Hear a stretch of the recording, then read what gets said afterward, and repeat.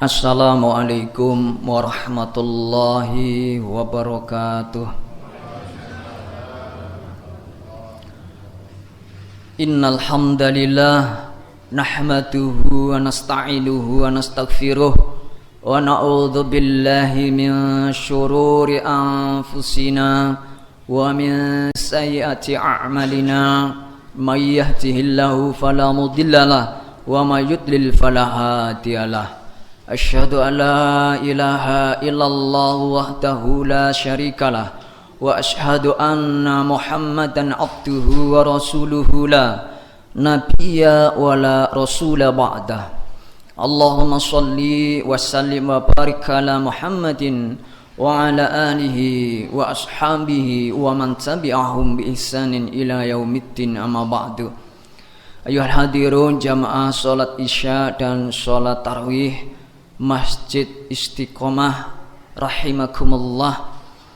Pertama dan paling utama, senantiasa kita panjatkan puji dan syukur kehadirat Allah Subhanahu wa taala. Hingga detik ini kita diberikan oleh Allah Subhanahu wa taala kesempatan bisa untuk beribadah, karena tidak semua umat manusia di muka bumi ini bisa beribadah, bisa menyembah Allah, walaupun pada hakikatnya wa ma khalaqtul jinna wal insa illa liya'budun, bahwasanya diciptakan jin dan manusia itu tidak lain hanyalah untuk beribadah. Tetapi kenyataannya di dunia ini tidak semua bisa beribadah kepada Allah sebagaimana yang kita lakukan di kesempatan malam hari ini. Bersyukur hadirin yang dirahmati oleh Allah Subhanahu wa taala, dan terus bersyukur, karena dengan bersyukur itu insyaallah Allah akan menambah kenikmatan kita untuk bisa lebih mendekatkan diri kepada Allah Subhanahu wa taala. Mohon maaf, di tahun 2019 hadirin yang dirahmati oleh Allah, kami beserta rombongan itu ke Hainan, Cina, satu provinsi, yang mana satu provinsi itu luasnya lebih luas 2 kali lipat Pulau Madura, dan itu hanya satu provinsi. Dalam satu provinsi itu tidak ada hanya ada satu masjid, hanya ada satu masjid. Begitulah ketika Allah berkehendak. Makanya hadirin sekali lagi, kita itu di Indonesia ini di mana-mana ada masjid.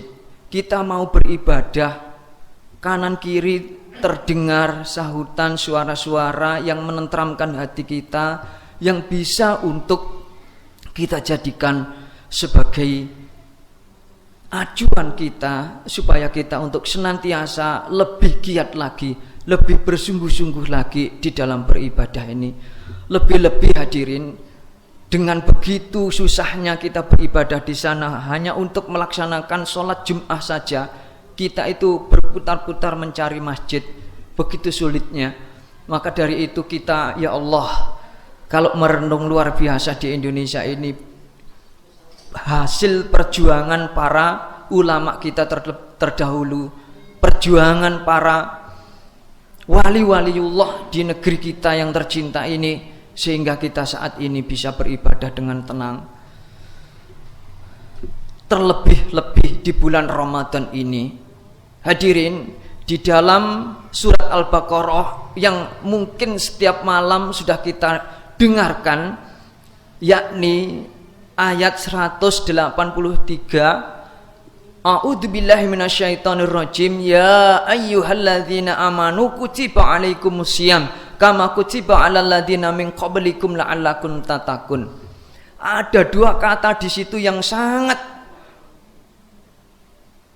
mengandung arti yang mendalam, mengandung arti yang luar biasa, yakni kata-kata la'allakum, atau kalau dalam bahasa Arab itu disebut kalimat, kalau dalam bahasa Indonesia itu kata. Kemudian juga tattaqun. La'allakum ini adalah suatu kalimat yang mengandung makna yang besar, yakni mengandung cita-cita yang mulia, mengandung harapan yang mulia, mengandung doa yang mulia.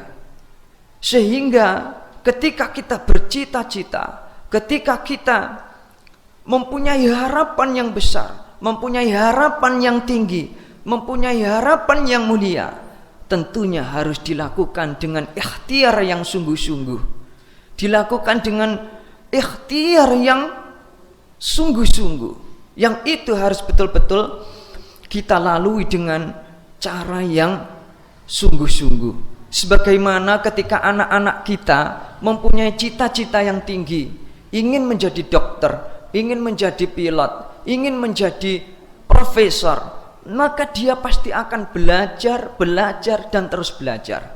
Di dalam dia belajar itu ada pengorbanan, baik itu pengorbanan waktu, pengorbanan harta, pengorbanan pikiran dan lain sebagainya.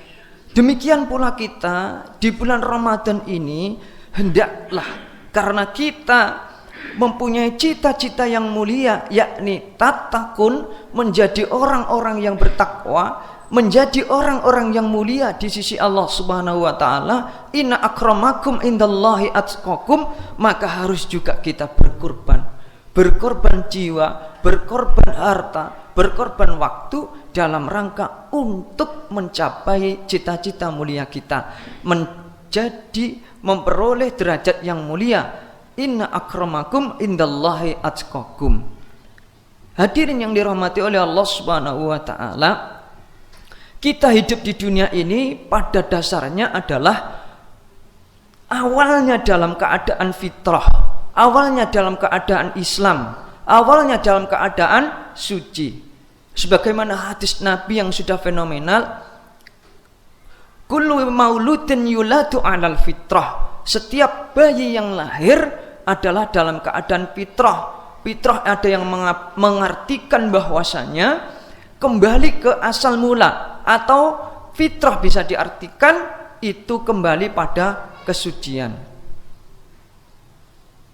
Bapak Ibu yang dirahmati oleh Allah Subhanahu wa taala, sebelum kita itu hidup menyatu dengan jasad ini,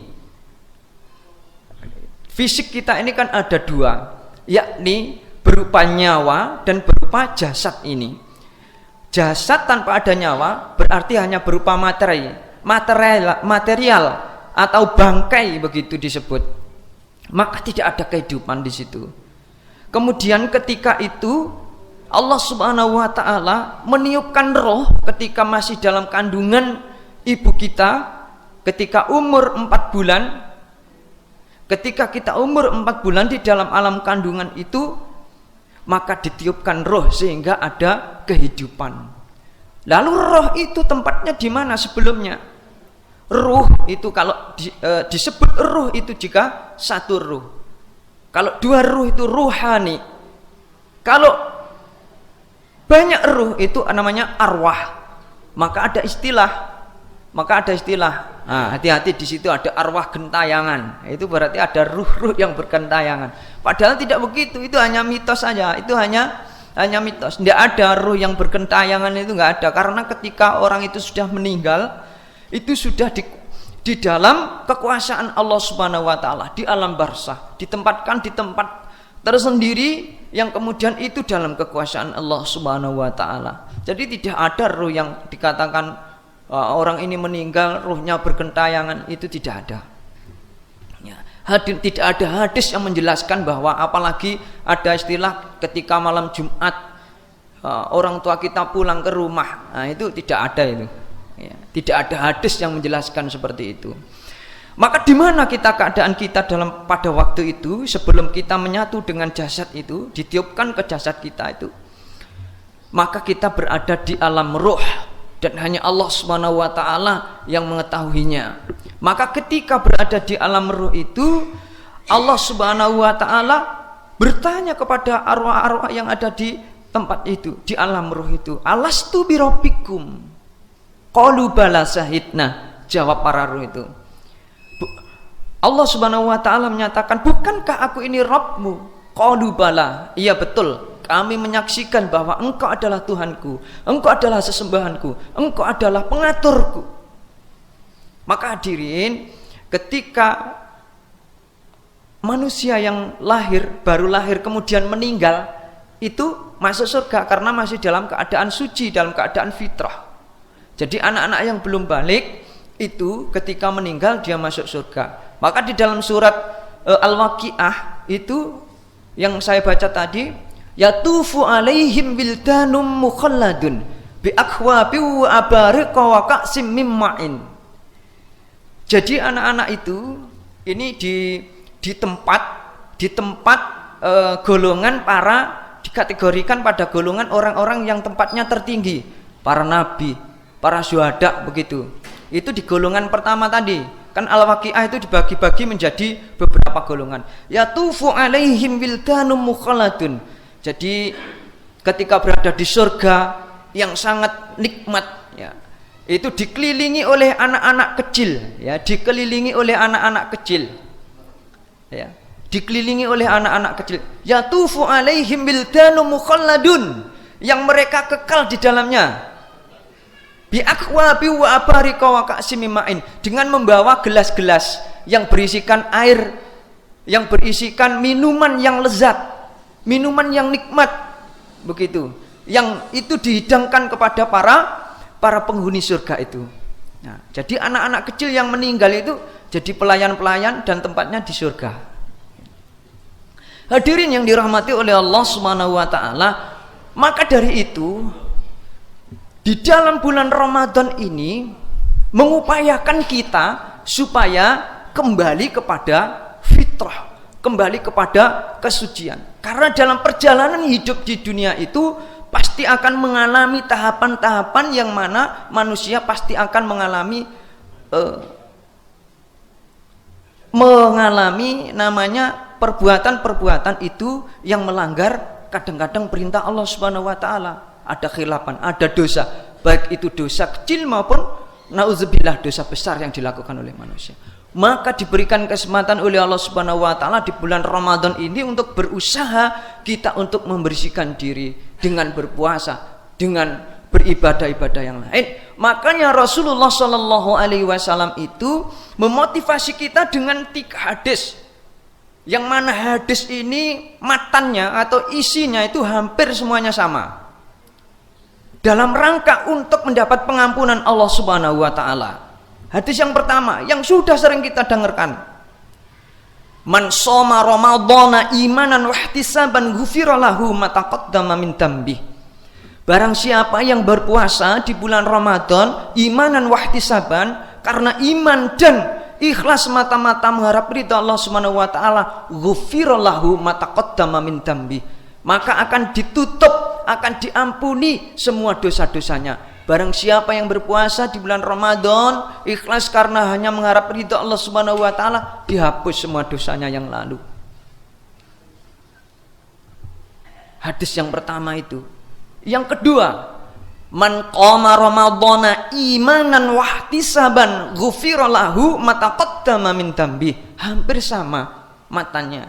Barang siapa yang berdiri menunaikan ibadah di malam bulan Ramadan disebabkan karena iman, panggilan iman, dan hanya semata-mata mengharap ridha Allah Subhanahu wa taala, ghufira lahu ma taqaddama min dzambi. Endingnya adalah mendapatkan pengampunan Allah Subhanahu wa taala. Hadis yang ketiga masih hampir sama. Man qama ramadhan, man qama lailatal qadar imanan wahtisaban ghufira lahu ma taqaddama min dzambi. Barang siapa yang berdiri, yang mereka melakukan ibadah di malam Lailatul Qadar disebabkan karena iman dan semata-mata ikhlas karena Allah Subhanahu wa taala, endingnya ghufira lahu ma taqaddama min dzambi, yakni diampuni seluruh dosa-dosa kita yang telah lalu. Dari ketiga hadis itu endingnya adalah dalam bentuk pensucian diri, endingnya dalam bentuk pengampunan dosa-dosa kita.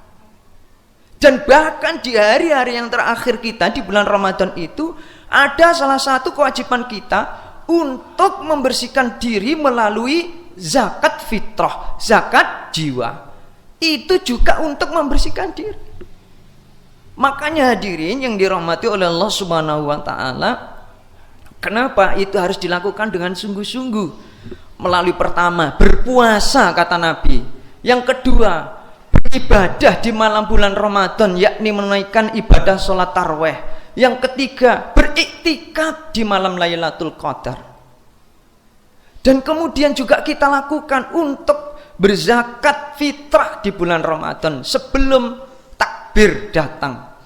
Maka semua itu endingnya adalah pensucian diri, pensucian jiwa kita.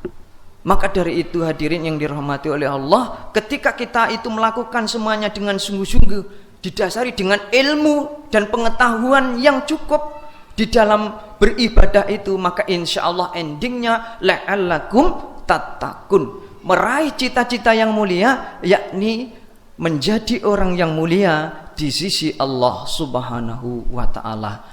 Nasrum minallahi wa fathun qarib wa basyiril mu'minin. Wassalamualaikum warahmatullahi wabarakatuh.